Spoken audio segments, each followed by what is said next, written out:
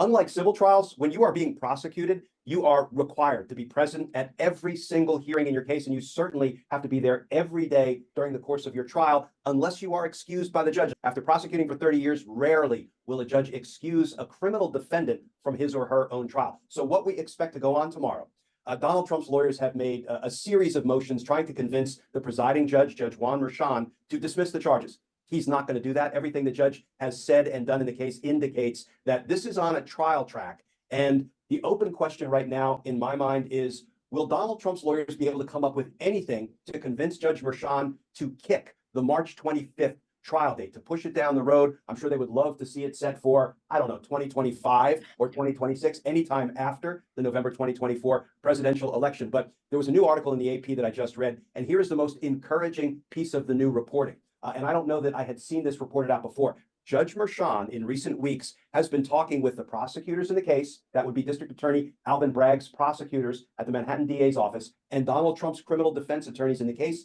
about the jury selection process he intends to follow. Why is that important? Because judges don't begin talking about jury selection and how they will conduct jury selection unless the case is in the chute for trial and the judge intends to get the trial started on the date that he has previously set, which is March 25th. So all indicators are Judge Merchan is intending to start this trial just, 5 or 6 weeks from now. And there would be a certain symmetry to this case being the first case to be tried against Donald Trump, because remember, it was the first time a former president of the United States had ever been criminally indicted. This was his first indictment, and if the trial kicks off on March 25th, it will obviously be his first criminal trial.